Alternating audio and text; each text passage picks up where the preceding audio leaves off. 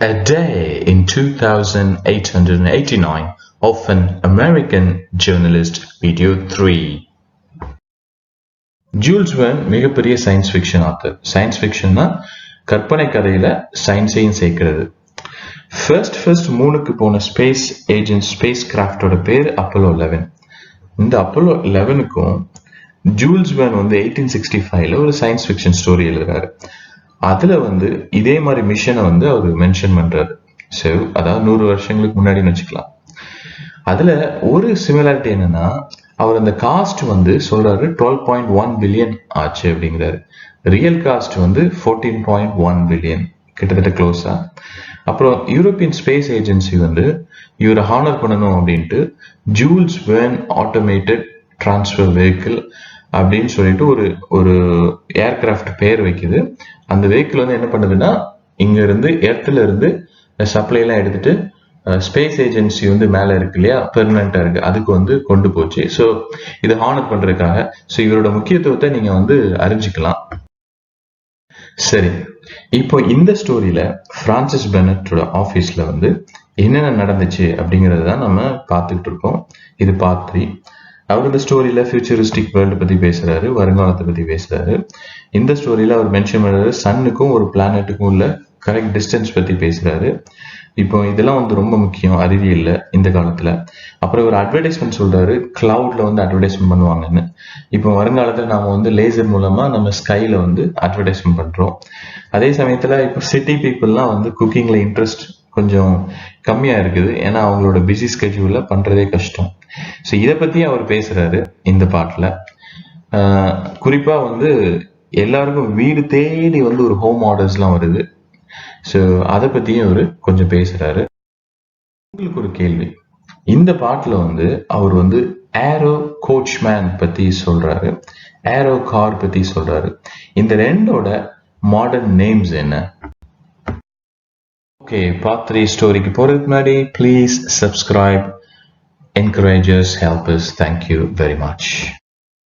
Francis பெனட்டோட வானியல் விஞ்ஞானிகள் ஒரு பிளானட்டை கண்டுபிடிச்சிருக்காங்க, காண்டினிய. அதுல என்னென்ன இருக்கு அப்படிங்கிறதையும் கண்டுபிடிச்சிருக்காங்க.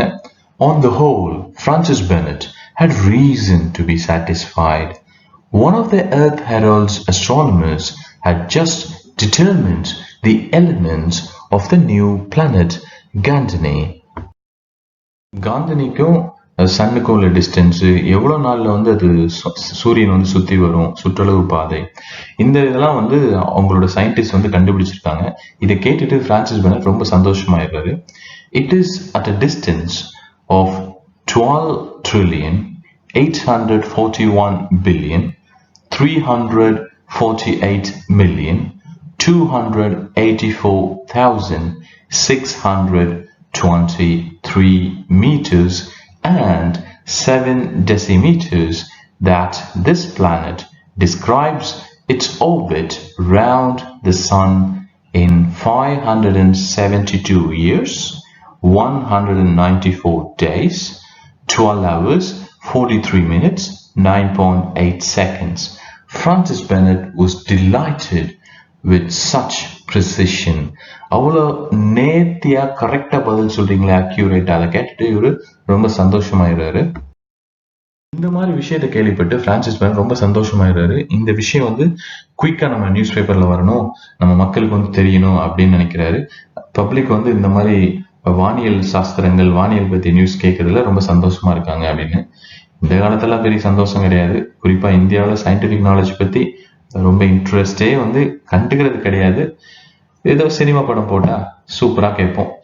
Okay, good, he exclaimed. Hurry up and tell the reporter's service about it. You know what a passion the public has for these astronomical questions. I am anxious for the news to appear in today's issue. பெரிய room இந்த publicity பண்ணணும் அப்படிங்கறதுக்காக அந்த மாதிரி விஷயங்களுக்கு வச்சிருக்காங்க அந்த room. இந்த ஜேர்னல் எத் ஹெரால்ட் டெய்லி ஆவரேஜா 3 மில்லியன் லாபம் அடிக்கிறாங்க. சூப்பர்ல. The next room, a broad gallery about a quarter of a mile long, was devoted to publicity, and it well may be imagined what the publicity for such journal as the Earth Herald had to be. It brought in daily average of $3 million. இப்படி publicity பண்றதுக்காக ரொம்ப பெரிய projectors மூலமா 1000 projectors மூலமா வானத்துக்கு வந்து இந்த signal அனுப்பி எல்லா மக்களும் பார்க்குற மாதிரி அட்வர்டைஸ்மெண்ட் பண்றாங்க. தமிழ்நாட்டில் அந்த மாதிரி ஒரு படத்தை அப்படி ரிலீஸ் பண்ணா சூப்பரா இருக்கும்ல, எல்லாரும் நல்லா பார்ப்போம். They are gigantic signs reflected on the clouds, so large that they can be seen all over a whole country. From that gallery, 1,000 projectors were unceasingly employed. Unceasingly, continuous, end in sending to the clouds, on which they were reproduced in color these inordinate advertisements. Note பண்ணிக்கோங்க, இது colour advertisement, black and white கிடையாது. இந்த newspaper Earth Herald அதோட director வந்து 12 மணிக்கு வந்து ஹாலை வந்து வெளியே வந்து அப்புறம் ரோலிங் ஆர்ம் சேர் படத்துல இருக்கு இல்லையா, அந்த ஆர்ம் சேர் வந்து உட்கார்ந்துடுறாரு. At that moment, the clock struck 12. The director of the Earth Herald left the hall and sat down in a rolling armchair. கொஞ்ச நேரத்துல அவரோட ஆஃபீஸோட டைனிங் ரூம் போயிறாரு. அந்த டைனிங் ரூம்ல வந்து ஃபோனோ டெலஃபோன் இருக்கு. ஃபோனோ டெலஃபோன் வந்து வீடியோ கால் ஃபெசிலிட்டி உள்ளது. இந்த ஆன்சர் வந்து பார்ட் 1ல வந்து ராஜ் கிருஷ்ணாங்கிற சார் வந்து சொல்லியிருந்தாங்க. ஸோ அவங்களுக்கு தேங்க்ஸ். ஸோ இந்த ஃபோனோ டெலஃபோன் வந்து அதுல படம் என்ன தெரியுதுன்னா, பாரிஸ்ல இருக்க அவரோட வீட்டோட டைனிங் ரூம் வந்து தெரியுது. In a few minutes, he had reached his dining room half a mile away at the far end of the office.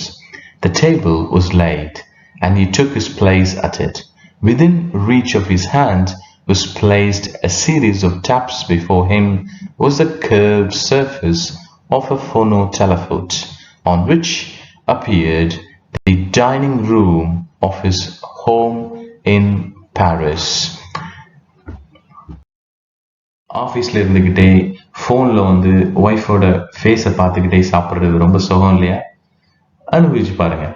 Mister and Mrs Bennet had arranged to have lunch at the same time. Nothing could be more pleasant than to be face to face in spite of the distance, to see another and talk by means of phonotelepathic apparatus. Distance ரொம்ப இருக்கலாம், ஆனா பேசிக்கலாம், ஒரே நேரத்துல மூஞ்ச வந்து முகத்தை பார்த்துக்கலாம் இந்த ஃபெசிலிட்டியால. ஓகே, எல்லாத்தையும் மாதிரி சூழ்நிலைகளால அவரால் வந்து குக்கிங் பண்ண முடியல.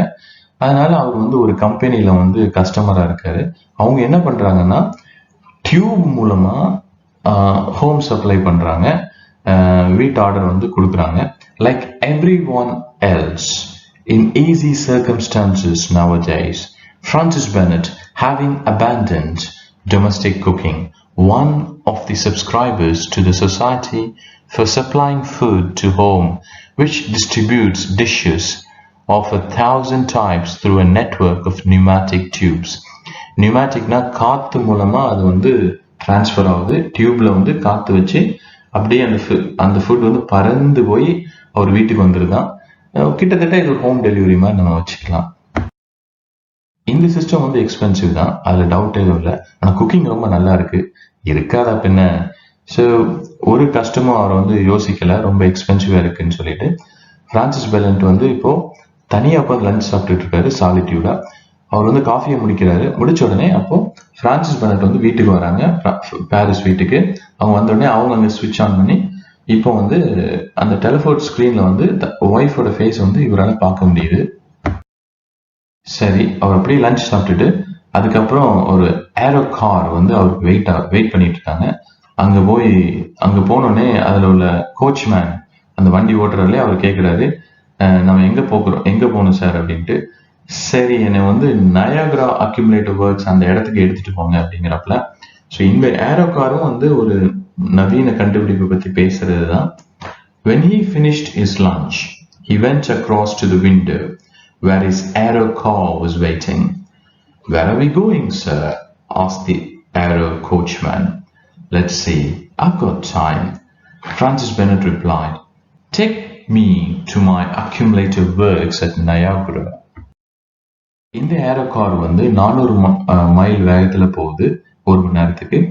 அது வந்து மேல இருந்து பார்க்கும்போது எல்லாமே எல்லா டவுன்ல உள்ள வீடுகள் எல்லாமே மூவ் பண்ணிட்டு இருக்க மாதிரி உள்ள பாத்வேஸ் எல்லாமே ஒன்று போல இருக்க மாதிரி தெரியுது.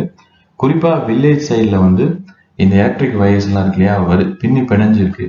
மேபி நம்ம தமிழ்நாட்டில் மேல பறந்துட்டு இருக்காரோ என்னவோ, இந்தியா மேல பறந்துட்டு இருக்காரோ என்னவோ, இங்கெல்லாம் வயர்ஸ் எல்லாம் அப்படித்தான் இருக்கு, வயரிங் எல்லாம்.